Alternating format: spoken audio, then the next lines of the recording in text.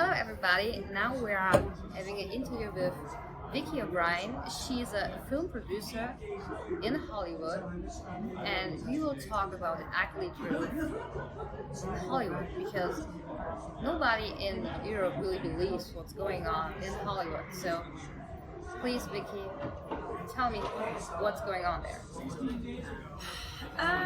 There's so much as far as what we're seeing that's happening in society overall.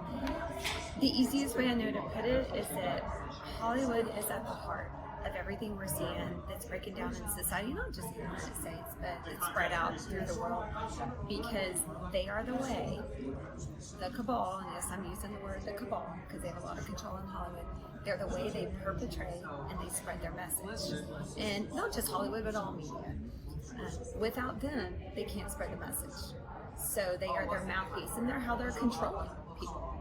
So unless and until Hollywood gets fixed and everything that goes with that, and there's so much more, this won't end, because they spread the message and they control people.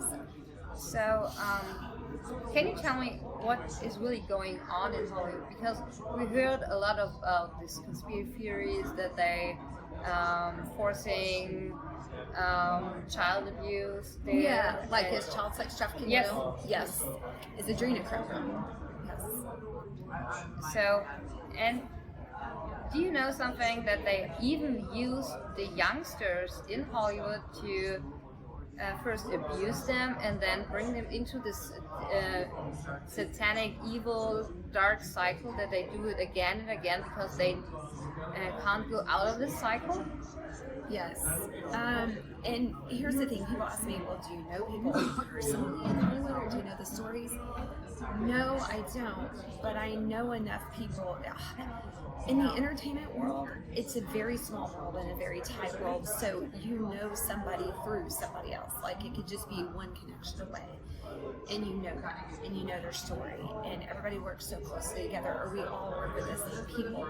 So anybody who's worked or been successful in the industry for a long time, they know. They may not know everything, but they know enough. I can tell you right now that most of your big name actors or actresses or producers or directors, they may not be involved in what's going on, but are they aware that it's happening? Yeah. They know. Are they bad people that they keep their mouths shut and don't do anything about it? I think that probably depends on kind of what you believe or what you think. I wouldn't say they're bad people, they're scared. They're scared for their life, their family, their careers. Keep in mind, these people worship Satan. They're evil. They will stop at nothing to protect themselves. And these people, that aren't talking. So it's as bad as people have heard, and worse.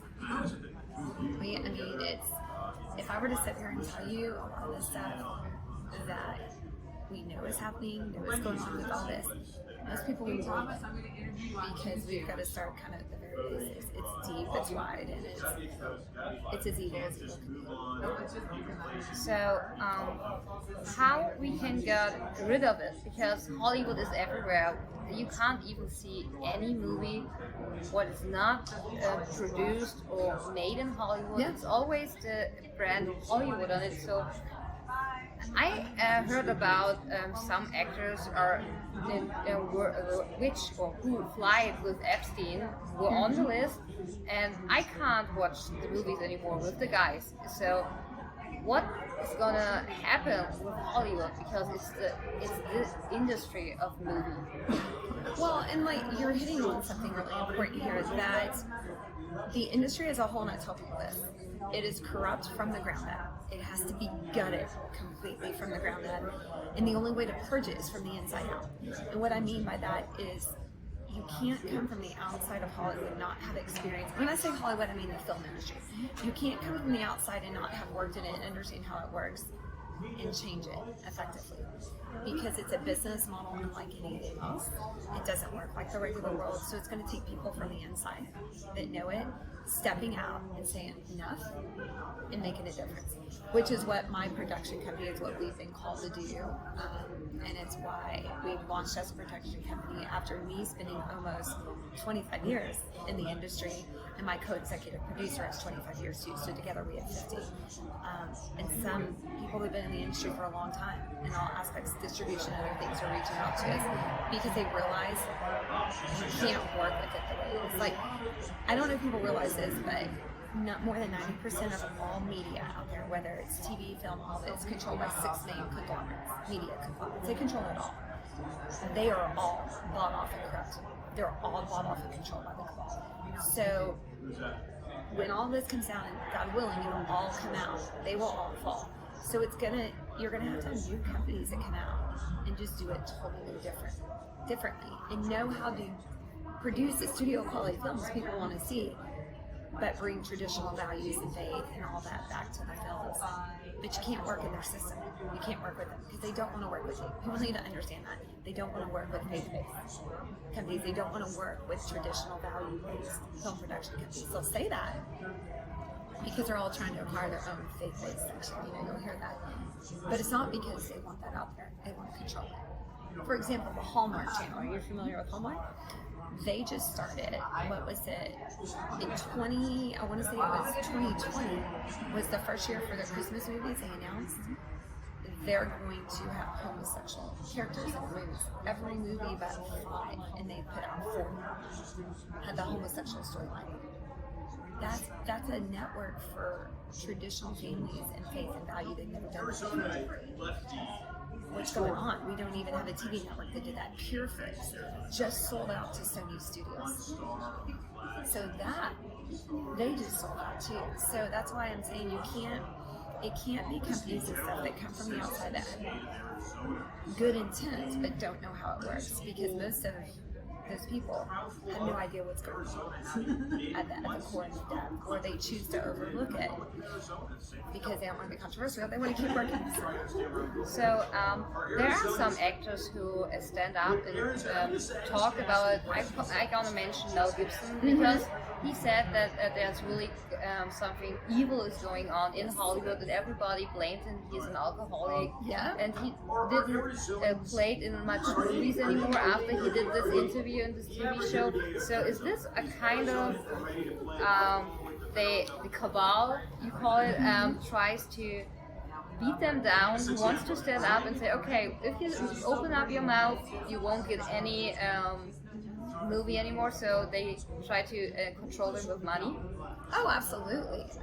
They'll try to control you with money, by pulling work away. And as a matter of fact, if you remember, and I don't know what was going on personally with Mel Gibson during that time, and he'll tell you there was, he'll say he didn't make all the best decisions. I don't know him personally. I just know of him through other people.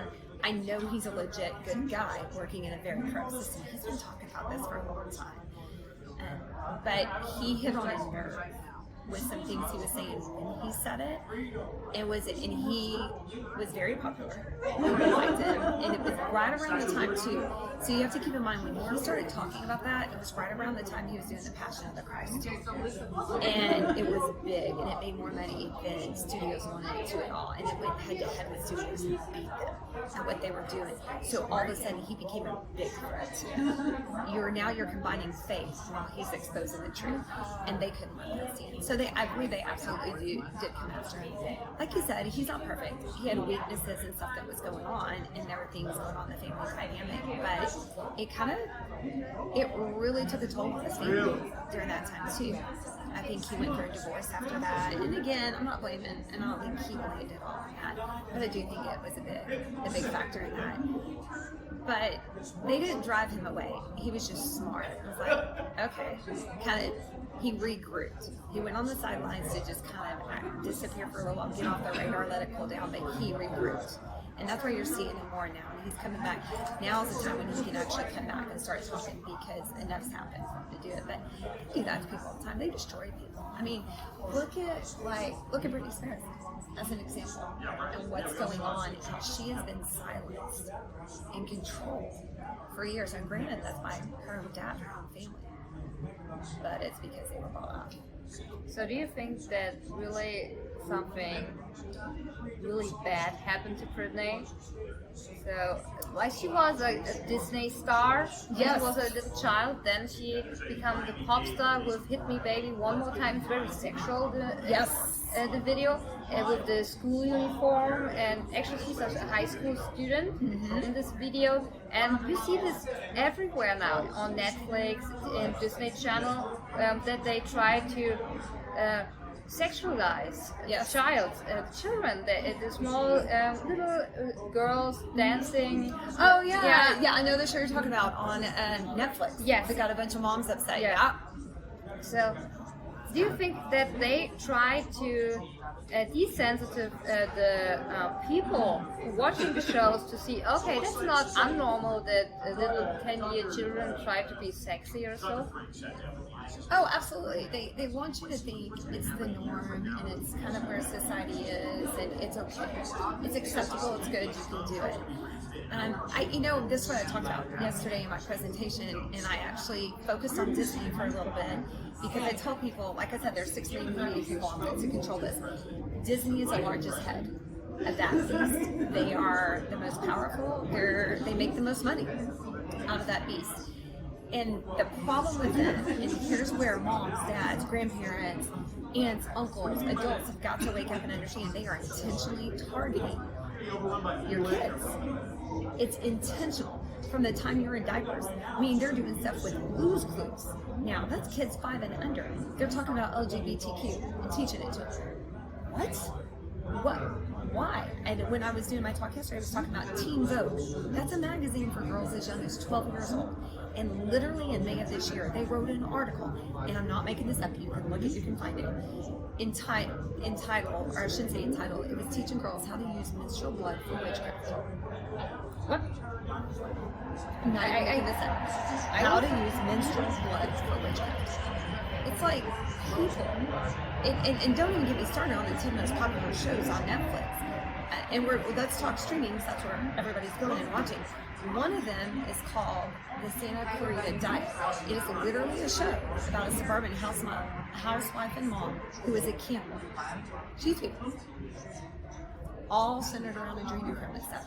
So they do this stuff, and they've been doing this for years. Everybody thinks Hollywood's so creative. No, they're not. They lost creativity a long time ago. Not because it doesn't exist, but because most creative people, they block out. Because their goal isn't to entertain you. They have an agenda they're trying to push. And the people that pay them, the cabal, they want that push. So creativity doesn't matter. They want to propagandize the public, and it's kind of like an MK Ultra experiment, or like the Mockingbird, experiment where they are programming you. Think of it like a reverse programming, and people have a hard time believing it because they're like, Vicki, that's sick and twisted. What? Why would they do that? But again, they do it because they want an obedient populace that just goes along with whatever they say. They do it for 2 reasons: to distract you from what's actually happening, and to get you so desensitized, and to change your way of thinking so that right is now wrong and wrong is right. They flip it with everything they do. So they work hand in hand with the CIA. The CIA writes most of the scripts for most of the films. So it's real stuff. But they put it in movies so the public thinks when it really happens. It's a reverse program they do when it really happens. Oh, that's just fake. It's something you saw in a movie. That's not real. When it's actually real, it wasn't a script that was written because someone created it. They're telling you real stuff that's happened or things that are going to happen so that when the truth comes out, you don't see it as real. Yeah, they're just reverse programming. So Keanu Reeves was right when he said The Matrix is a documentary, not a movie? Yes. We are living in the Matrix right now. We are all in the Matrix right now.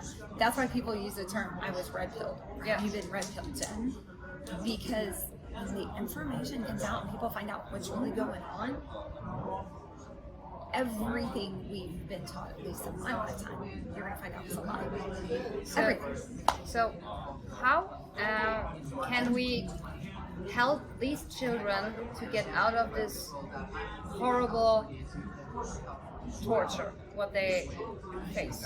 How can we help as people who are just wake up and realize it's real? Because that's a shocking information. Because I was a big fan of Disney. I love Disney. I just can't, everyone is. Yeah, I can't watch any Disney movie anymore because I know that and I realize that. And so, what can we normal people do to help them? Because we can't go to Hollywood and say stop it. So we have to find a way how we can help them. So can you please give us? Absolutely. I'll give you the 3 things I told the crowd yesterday. And this is huge because y'all actually have more power than I do, even though I'm working in it, because your money drives it. They need you for business. So the first thing I tell people to do, and this is me because I'm a person of faith, but I believe this is a spiritual war more than anything else.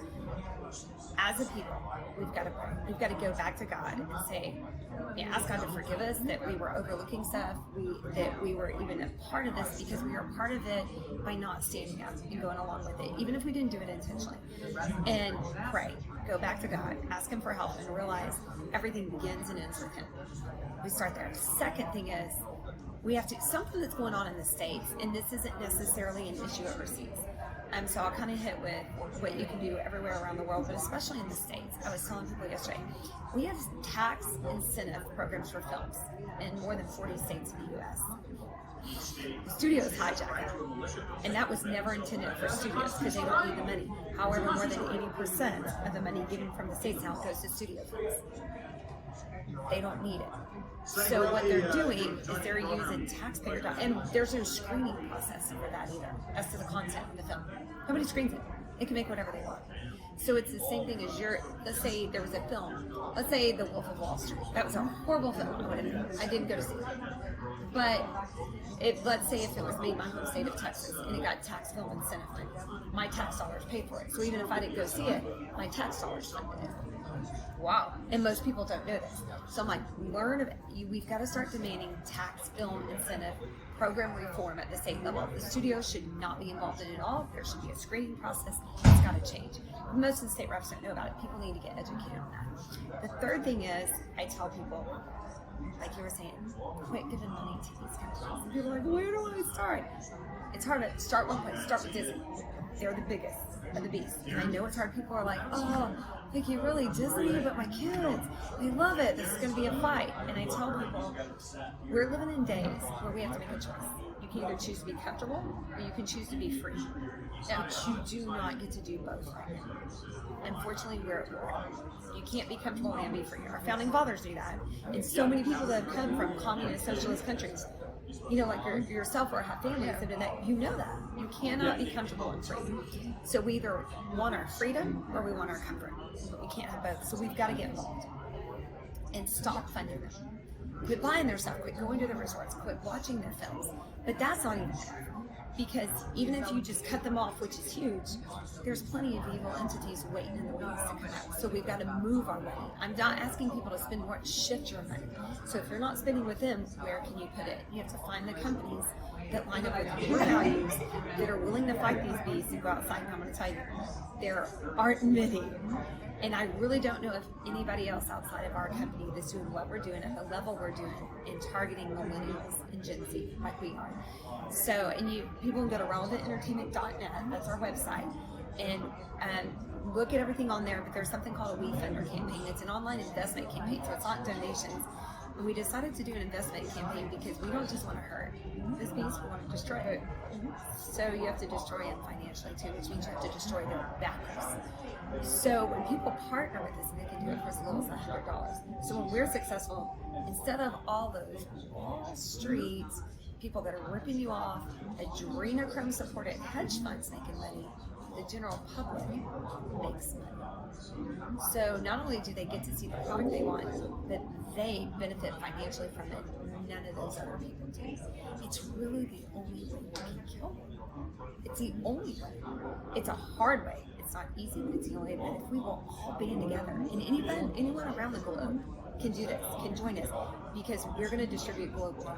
We're not just distributing it. As a matter of fact, we already have our distribution secured, because there are people within that industry that have come to us because they know what's going on. So we're just not distributing in China. Not right now. I'm not dealing with CCP. I will not bow to that. I will not play with it. Everywhere else we will.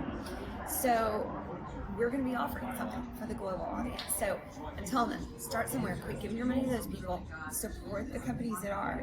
We'll do the fighting on the front lines, and they're not even going to know you're helping us because it's private information. If you're in the background doing it, supporting it. But if everyone will band together, we can start tomorrow taking them down. You want to kill them? Take their money out from under you. It's the only way. Yeah. So, do you feel fear for your life because you're stepping out? I'm going to be honest with you. I don't fear, and it's only because I'm a Christian and I'm a believer, and I know where I'm going when I die, and I know who has me and who guards me and who gives me breath each day. Now, am I very aware of the danger? Yes. Do I like the fact that this presents a danger for me? No. I don't like having to feel like I have to watch over my shoulder all the time. I don't like the fact of having to talk about private security. I just want to walk around being an everyday person and just do this. This is my job, but it doesn't define me. But I also realize we're in a battle. And war's not safe for anyone. Not just me, anybody else, anybody on the front lines. No one's safe. So I don't fear it in the sense of it doesn't cause me to lose sleep or second guess whether I should be doing it or not. But it's kind of unsettling at times to think that this could cost you your life if the right people were able to get to you. But I just choose to say, you know what, when it's my time to go, it's my time to go. God will guide my path, and I have to trust what He has for me, and I know God's bigger than the enemy, so I just keep going. Okay, so what do you wish for your country?